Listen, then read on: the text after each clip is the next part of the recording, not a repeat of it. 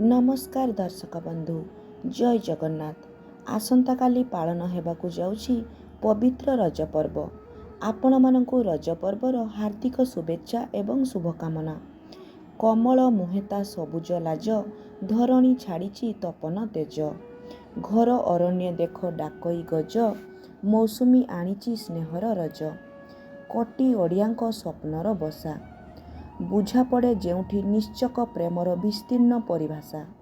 हृदय खोजे सदा अधाघड़ार चका आखिर भरसा। सेही मोर गर्वर माटी उत्कलर हेइछि आज तार ना ओडिशा। चाषीर भूई एई ओडिशाकू जेबे ग्रीष्म ऋतु श्रीहीन करिदिए, जल कष्टरे पानी जगत डहल विकल हुए। ସେହି ସମୟରେ ଆକାଶରେ କଳା ବାଦଲ ସହ ଛିଟା ଛିଟା ବର୍ଷାଧାରା ନେଇ ପ୍ରବେଶ କରିଥାଏ ମୌସୁମୀ ରାଣୀ ଏବଂ ସଭିଙ୍କୁ ଜଗାଏ ଜୀବନ ରୂପୀ ସ୍ୱଚ୍ଛ ଶୀତଳ ପାଣି। କେବଳ ଯେ ଏହା ବର୍ଷାଧାରା ଆଣିଥାଏ ତାହା ନୁହେଁ, ବରଂ ସାଙ୍ଗରେ ଆଣିଥାଏ ପାଟିକୁ ରକ୍ତ ରଞ୍ଜିତ କରୁଥିବା ପାନ ପସରା ସହ ଦୋଳି ଖେଳର ଅନନ୍ୟ ପର୍ବ ରଜ ପର୍ବ, ଯାହାକୁ ଉପଭୋଗ କରିବାକୁ କେତେକ ଓଡ଼ିଆ ଚାହିଁ ରହିଥାନ୍ତି। ନାରୀ ସଂସ୍କୃତିର ସମ୍ମାନର ପର୍ବ ତଥା ଚାଷୀ ଭାଇର ବିଶ୍ରାମ ନେବାର ପର୍ବ ଏ ରଜ ପର୍ବ। ଭିଜା ସକାଳର କୋହଲା ପାଗରେ ଗାଁ ମୁଣ୍ଡରେ ସଜେଇ ହେଇ ରହିଥାଏ ସୁନ୍ଦର ସୁନ୍ଦର ଦୋଳି। ଖାଲି ଅପେକ୍ଷା ଥାଏ ଦୋଳି ଖେଳିବା ଲୋକଙ୍କୁ। କୁଆଁରୀମାନଙ୍କ ପର୍ବ ହୋଇଥିବାରୁ ଘରର କୁଆଁରୀମାନଙ୍କୁ ଏହି ଦିନରେ କୌଣସି କାମ କରିବାକୁ ଦିଆଯାଏ ନାହିଁ। ପାଦରେ ଅଳତା ଧାର, ହାତରେ ମେହେନ୍ଦି ସହ ସୁନ୍ଦର ଭାବେ ଶୃଙ୍ଗାରିତ ହୋଇ ବାହାରି ପଡ଼ନ୍ତି ଗାଁର କୁଆଁରୀମାନେ। ଭିଡ଼ ଜମେ ଦୋଳି ପାଖରେ। କଟକଟ ଶବ୍ଦ ସହିତ ଝିଅମାନଙ୍କ ହସ ମଉଜରେ ହସି ଉଠେ ଗାଁ ଦାଣ୍ଡ। ତା ସହିତ ରଜ ଗୀତର ମୂର୍ଚ୍ଛନରେ ଝୁମି ଉଠେ ଚତୁଃପାର୍ଶ୍ୱ ପରିବେଶ। ରଜ ଯେ କେବଳ ଦୋଳି ଖେଳରେ ସୀମିତ ତାହା ନୁହେଁ, ବରଂ ରଜ ଆସେ ପିଠା ମିଠାର ସମ୍ଭାରରେ। ରଜ ଆସେ ମା ହାତ ତିଆରି ପୋଡ଼ପିଠାର ମିଠା ଲାଳସାରେ।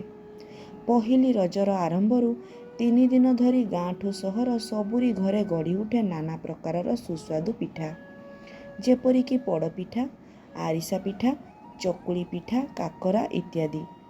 ସୁସ୍ୱାଦୁ ପିଠାରେ ନିଜର କ୍ଷୁଧା ମେଣ୍ଟାଇ ପାଟିରେ ମିଠା ପାନର ନାଲିମା ଧରି ଗାଁରୁ ଯୁବକ ଓ ବୃଦ୍ଧମାନେ ଆଗେଇ ଚାଲନ୍ତି ସାଙ୍ଗ ମେଳକୁ।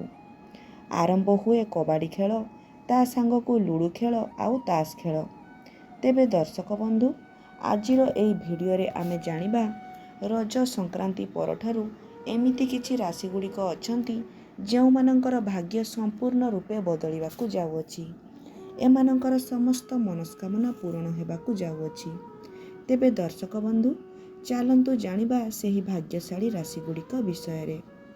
ଆଗକୁ ବଢ଼ିବା ପୂର୍ବରୁ ଆପଣମାନେ ଯଦି ଆମ ଚ୍ୟାନେଲର ନୂତନ ଦର୍ଶକ ହୋଇଥାନ୍ତି, ତେବେ ଆମ ଚ୍ୟାନେଲକୁ ନିଶ୍ଚିତ ସବସ୍କ୍ରାଇବ୍ କରିଦିଅନ୍ତୁ ଏବଂ ପାଖରେ ଥିବା ବେଲ୍ ଆଇକନ୍କୁ ପ୍ରେସ୍ କରିଦିଅନ୍ତୁ।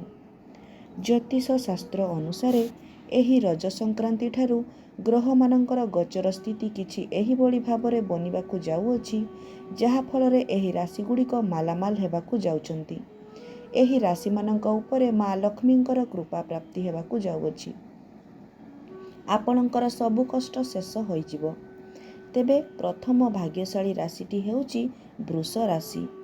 ଏହି ରାଶିର ବ୍ୟକ୍ତିବିଶେଷମାନଙ୍କର ଆର୍ଥିକ ସ୍ଥିତିରେ ଉନ୍ନତି ଦେଖାଦେବ। ଆପଣଙ୍କର ଆଗାମୀ ସମୟ ବହୁତ ହିଁ ଶୁଭ ରହିବ। ବେପାର ବାଣିଜ୍ୟରେ ଉନ୍ନତି ଦେଖାଦେବ। ଆପଣଙ୍କର ଜୀବନରେ ଆସିବାକୁ ଥିବା ସମସ୍ତ ଦୁଃଖ କଷ୍ଟରୁ ମୁକ୍ତି ମିଳିବାକୁ ଯାଉଅଛି। ଚାକିରି କରୁଥିବା ବ୍ୟକ୍ତିବିଶେଷଙ୍କ ପାଇଁ ଏହି ରଜ ସଂକ୍ରାନ୍ତି ପରଠାରୁ ସବୁଠାରୁ ଅଧିକ ଶୁଭ ରହିବ। ଦାମ୍ପତ୍ୟ ଜୀବନ ସୁଖମୟ ହେବ। ଦ୍ୱିତୀୟ ଭାଗ୍ୟଶାଳୀ ରାଶିଟି ହେଉଛି ସିଂହ ରାଶି।